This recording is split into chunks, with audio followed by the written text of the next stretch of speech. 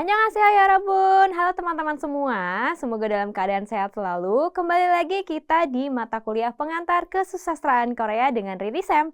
Hari ini teman-teman akan membahas Joseon Jeonge Munak atau kesusastraan Korea pada masa awal dinasti Joseon. Nah, sebelum kita masuk ke pembahasan, kita lihat dulu nih kira-kira apa yang bakal teman-teman pelajari pada hari ini. Yang pertama, teman-teman akan mempelajari tentang latar belakang historis dulu ya. Kenapa sih Joseon itu terbentuk? Lalu masyarakatnya seperti apa. Dan nanti kita langsung masuk ke karakteristik sastra Korea pada masa dinasti Joseon awal. Dan terakhir kita akan melihat contoh karya sastra pada masa tersebut. Oke, tidak perlu berlama-lama lagi, kita akan masuk ke bagian pertama. Nah teman-teman, kita akan melihat latar belakang historis masa dinasti Joseon awal. Nah sebelumnya kita kan sudah mempelajari dinasti Goryeo ya teman-teman. Dan teman-teman masih ingat Shinjin Sadebu? Nah, Shinjin Sadebu atau para sarjana baru ya, yang disaring dari ujian tes CPNS pada saat itu atau Gwago Jedo Shihong. Nah, itu akhirnya mendirikan Joseon tahun sekitar 1392. Dan di saat itu, Asia Timur itu sedang gencar-gencarnya ideologi Konfusianisme. Jadi, sambil bangun Joseon, itu ada keinginan untuk menciptakan dunia Konfusianisme. Seperti itu. Nah, lalu kemudian teman-teman, Joseon awal itu akhirnya muncul yang namanya kelompok politik Sarimpa. Tadinya ada kelompok politik Hungunpa, jadi itu adalah orang-orang yang berkontribusi dalam membangun Joseon, terus membantu raja juga gitu ya dalam ranah politik. Tapi pada akhirnya namanya juga politik ya teman-teman, ketika ganti raja maka ideologi politik bisa berubah. Kelompok politik yang baru yaitu Sarimpa itu sendiri. Nah, tapi teman-teman pengaruh Sarimpa tidak terlalu lama karena adanya invasi Jepang dan juga Manchuria pada saat itu di akhir abad 16 sampai awal abad 17. Dari invasi ini itu menyebabkan Joseon itu banyak porak-poranda seperti itu. Nah, lalu teman-teman di dinasti Joseon awal kira-kira apa saja nih yang berkembang? Nah, saat itu teman-teman ilmu pengetahuan dan teknologi serta seni itu juga berkembang pesat.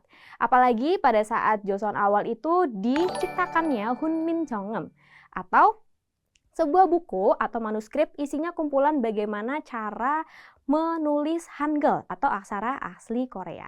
Jadi Hunmin Jeongeum sendiri itu diciptakan oleh Raja Sejong sekitar tahun 1400-an. Raja Sejong sendiri merupakan raja keempat ya di dinasti Joseon. Nah, dengan Hunmin Jeongeum teman-teman, pada akhirnya Korea ini memiliki aksara sendiri, teman-teman kenal sebagai Hangul. Nah, sebelumnya kan teman-teman tahu ya bahwa masyarakat Korea itu menggunakan aksara Cina atau menggunakan Hangul gitu ya, masih meminjam karakter Cina gitu ya untuk menulis banyak manuskrip. Tapi dengan adanya Hunmin Jeongeum ini, akhirnya masyarakat Korea punya aksaranya sendiri yaitu Hangul. Nah, dari sini pada akhirnya kesusastraan Korea berkembang pesat. Nah, itu tadi yang terjadi pada masa dinasti Joseon awal. Nah, sekarang kita masuk nih ke karakteristiknya seperti apa nih sastra Korea pada masa Joseon awal. Nah, teman-teman, tadi kita sudah bahas tentang Hangul dari buku Hunmin Jeongeum. Jadi, karena adanya Hangul, maka sastra Korea berkembang pesat. Kenapa? Karena sastra Korea sebelum-sebelumnya yang manuskripnya menggunakan aksara Cina pada akhirnya itu diubah jadi Hangul. Sehingga teman-teman, sampai sekarang pun teman-teman bisa akses karya sastra kuno gitu ya, yang tadinya kita tidak mengerti aksara Cina, tapi kita jadi mengerti dengan hanya memahami Hangul saja. Kemudian juga nih sastra lisan atau nyanyian-nyanyian gitu yang belum sempat dicatat, pada akhirnya itu bisa dicatat dalam Hangul atau bentuk bahasa Korea asli gitu. Jadi sangat berpengaruh besar ya dengan penemuan Hunmin Jeongeum atau Hangul ini. Kemudian teman-teman adanya onhae atau praktik dalam menerjemahkan karya sastra Tiongkok atau Cina gitu ya, dan semua ditranslate, diterjemahkan menjadi bahasa Korea dengan Hangul juga. Makanya pengaruhnya sangat besar gitu ya adanya Hangul ini. Lalu teman-teman, kira-kira di masa Joseon awal karya sastranya ada apa saja?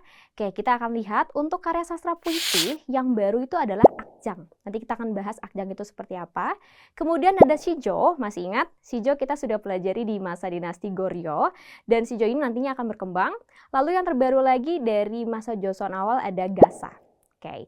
Nah, untuk sastra prosanya ada apa saja? Yang pertama ada Kajon. Kajon itu di zaman sebelumnya juga sudah ada ya. Kemudian yang terbaru nih di Joseon awal untuk prosanya ada Mongyurok. Dan yang terakhir adalah Sosol atau novel. Nah, gimana nih untuk Jeonmunak atau sastra dramanya? Nah, untuk sastra drama sama seperti dinasti Goryeo, memang tidak ada catatan terbarunya gitu ya. Kira-kira ada perkembangan apa di drama di masa tersebut, tapi yang ada tuh hanyalah drama-drama rakyat yang mungkin sudah berkembang di masa-masa sebelumnya gitu. Jadi tidak akan terlalu kita bahas untuk pertemuan hari ini. Oke teman-teman, sekarang kita akan masuk dulu ke sastra puisi ya pada masa Joseon awal. Kira-kira seperti apa? Jadi yang pertama adalah akjang. Nah, bentuk akjang ini apa? Jadi akjang itu merupakan lagu yang dinyanyikan di istana gitu ya teman-teman. Isinya juga tentang kehidupan di istana dan lain sebagainya, kehidupan bangsawan juga. Nah, akjang ini dia itu tidak ada pakemnya gitu ya, harus seperti apa bentuknya, lalu nadanya seperti apa. Jadi memang tema dan juga kefleksibilitasannya itu yang membuat masyarakat jadi sangat menikmati akjang ini sendiri gitu. Nah, jadi mau melodinya, mau musik pengiringnya itu semua bebas gitu ya, benar-benar tergantung sama yang memang menyanyikan akjang ini. Nah, kira-kira penulis representatif itu ada siapa aja di masa Joseon awal untuk sastra puisinya? Jadi ada Jong In-ji, ada Kwon Jae, dan juga An Ji. Nah, ketiga penulis ini teman-teman menciptakan sebuah karya yang ini merupakan karya sastra puisi pertama yang menggunakan Hangul ya, yaitu Yongbi Ochonga. Nah, Yongbi Ochonga ini teman-teman juga dianggap sebagai sastra puisi epos ya. Masih ingat sastra puisi epos atau sosashi? Yaitu puisi yang kontennya adalah kepahlawanan atau kisah-kisah heroik. Karena ini menceritakan tentang bagaimana Joseon terbentuk gitu ya. Yongnya sendiri artinya naga dan naga itu disimbolkan sebagai raja. Oke, itu tadi untuk akjang. Selanjutnya kita akan bahas terkait sijo. Nah, untuk Shijou teman-teman, sebenarnya teman-teman sudah bahas ya di masa sebelumnya yaitu dinasti Goryeo. Nah, Shijou di saat ini itu lebih berkembang lagi. Kenapa? Karena bentuknya lebih beragam. Kalau sebelumnya Shijou tuh kan kayak lebih ada pakemnya gitu ya, harus berapa embo dan lain sebagainya.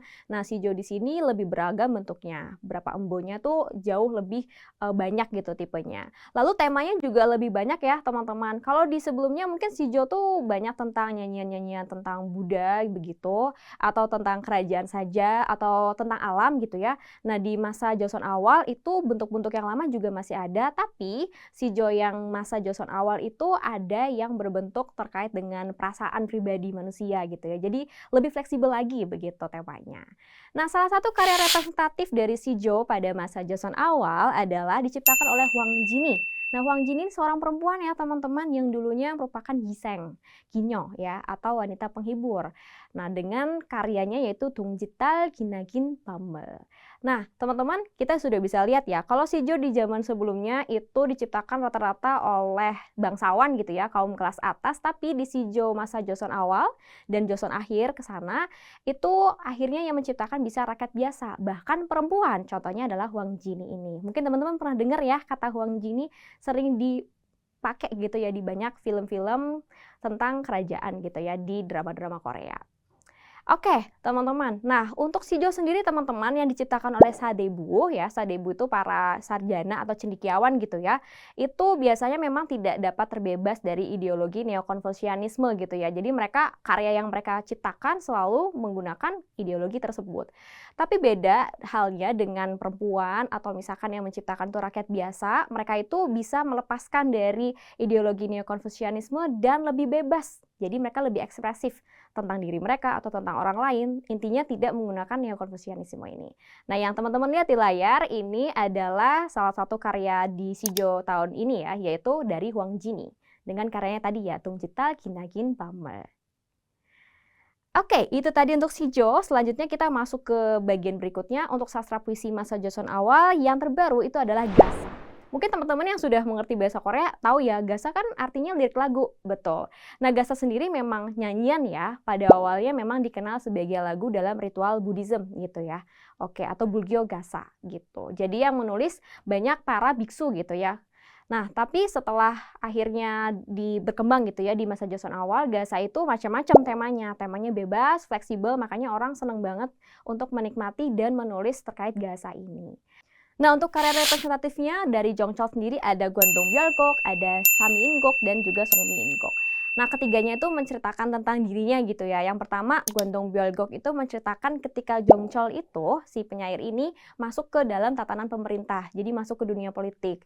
Nah, dari karya ini dia menceritakan betapa bangganya dia gitu ya ketika ditunjuk oleh raja menjadi salah satu pejabat publik begitu. Kemudian kalau untuk Sami In-guk dan Songmi In-guk ini sebenarnya menceritakan tentang kerinduan gitu ya, tapi dia menggunakan hal lain gitu, bukan dirinya, yaitu terkait dengan perempuan gitu ya, yang dicampakkan oleh pasangannya, seperti itu. Oke, nah itu tadi untuk Gasa. Nah, untuk sastra puisi sendiri teman-teman, itu sebenarnya Gyeonggi Chaega tuh juga masih ada ya. Teman-teman masih ingat Gyeonggi Chaega di masa dinasti Goryeo? Tapi pada masa Joseon awal, pada akhirnya pengaruhnya itu mulai menghilang dan akhirnya tidak terlalu dibahas di masa ini, begitu. Oke, kita sudah membahas terkait puisi ya teman-teman. Sekarang kita masuk ke Sanmunmunhak atau sastra prosa pada masa Joseon awal. Nah, ada apa aja nih bentuk sastra prosa yang ada di Joseon awal? Yang pertama teman-teman ada kajon. Masih ingat teman-teman kajon itu apa? Betul, jadi kajon itu adalah cerita dengan karakter utamanya bukan manusia gitu. Masih ingat nggak sih di sebelumnya kita bahas tentang cerita Gongbangjeon? Yaitu karya utamanya, itu karakternya itu bukan manusia, tapi adalah koin atau mata uang gitu ya. Atau juga ada tuh yang cerita terkait dengan karakter utamanya itu adalah sul atau alkohol, begitu ya teman-teman. Jadi kajon itu karakter utamanya intinya adalah apa? Bukan manusia. Nah, karya representatifnya ada apa saja? Yang pertama itu dari Kim Woo ya teman-teman, dengan judul karyanya Chongunjeon. Jadi Chongunjeon ini menggunakan karakter utamanya adalah maem atau hati gitu ya. Jadi ini menceritakan tentang gimana sih seharusnya pejabat itu bersikap gitu ya dalam pemerintahan mereka begitu. Selanjutnya ada dari Jong Sugang yaitu dengan karya Pojol Gunjon. Ini mereka menggunakan karakter utamanya adalah Denamo atau bambu gitu ya teman-teman. Dan karya ini adalah wadah untuk mengkritik realitas masyarakat pada saat itu terkait birokrasinya dan lain sebagainya. Nah itu ya untuk Kajon. Oke, selanjutnya teman-teman. Ini yang paling baru nih dari masa Joseon awal. Kalau kajon sebelumnya itu kan sebenarnya di dinasti Goryeo sudah ada gitu ya, tapi ini adalah perkembangannya. Nah, kalau yang satu ini yaitu Mongyurok ini baru. Mongyurok itu apa? Jadi Mongyurok itu merupakan novel ya teman-teman, catatan perjalanan dan di mimpi. Nah, maksudnya apa tuh? Nah, kita lihat dulu artinya. Jadi Mongyurok sendiri, Mongnya itu mimpi, Yu-nya itu perjalanan atau jalan-jalan, Roknya adalah catatan gitu ya. Jadi biasanya Mongyurok ini menceritakan tentang ketika seseorang nih tokoh utamanya itu bermimpi gitu ya. Biasanya bertemu dengan tokoh seperti orang-orang hebat, seperti raja dan lain sebagainya. Kemudian nanti mereka menceritakan di mimpi itu ada apa saja gitu, apa yang terjadi. Dan latar tempatnya tuh bisa macam-macam, bisa pura-puranya di surga, atau misalkan di dunia bawah tanah, dunia air, dan lain sebagainya. Dengan latar waktunya bisa masa lampau, masa sekarang, masa depan, atau bahkan di dunia mushigan, atau dunia tanpa waktu, begitu ya. Jadi intinya ini novel fiksi gitu ya, tapi terkait dengan perjalanan mimpi. Nah, karya representatifnya ada apa? Yang paling terkenal itu adalah Wonseng Mongyurok, karya Im Jae. Jadi Wonseng Mongyurok itu menceritakan tentang seorang pejabat ya, bernama Wonseng itu sendiri, bermimpi bertemu dengan orang-orang zaman dulu yang dulunya tuh merupakan orang yang loyal terhadap raja gitu ya. Jadi mereka ngobrol lah di mimpi itu gitu. Dan itu diceritakan pada akhirnya gitu ya, setelah bangun tidur gitu ya, terus diceritakan dalam karya ini berjudul Wonseng Mongyurok. Nah, itu untuk Mongyurok. Nah, selanjutnya adalah bentuk yang paling baru sebenarnya dari prosa pada masa Joseon awal adalah sosol atau novel. Jadi novel itu sudah mulai berkembang ya di zaman ini gitu. Nah, salah satu karya yang paling merepresentasikan sosol atau novel adalah Gemo Shinwa, karya Kim Si-seop. Nah, sebenarnya teman-teman Kim Si-seop ini cuma mewariskan dari Choi Chi-won. Masih ingat teman-teman Choi Chi-won? Iya, Choi Chi-won itu adalah salah satu penulis representatif ya di masa dinasti sebelumnya gitu, yang mengumpulkan cerita-cerita fiksi atau cerita-cerita yang kontennya tuh aneh, misalkan seperti bertemu hantu dan lain sebagainya. Kim Si-seop meniru Choi Chi-won ya dalam hal tersebut, lalu membuat cerita Gemo Shinwa. Sebenarnya cerita ini adalah disadur dari salah satu karya novel dari Tiongkok, seperti itu. Nah, gambarnya teman-teman bisa lihat di layar teman-teman ya, terkait dengan Wonseng Mongyurok dan juga Gemo Shinwa. Nah, ini bisa banget diakses untuk zaman sekarang karena ini juga diperkenalkan di sekolah dasar, SMP, SMA, bahkan sampai kuliah di Korea itu sendiri. Jadi ini sangat tenar gitu ya teman-teman. Nah, teman-teman, kita sudah mempelajari karakteristik ya sastra Korea pada masa dinasti Joseon awal seperti apa. Berikut juga dengan latar belakang historis apa sih yang terjadi di Joseon pada waktu itu. Dan itu ternyata mempengaruhi sekali ya dengan karakteristik sastra Korea pada masa dinasti Joseon awal. Ya, kalau begitu teman-teman, nanti kita akan melihat contoh karya sastranya seperti apa di bagian 2 di video hari ini. Terima kasih.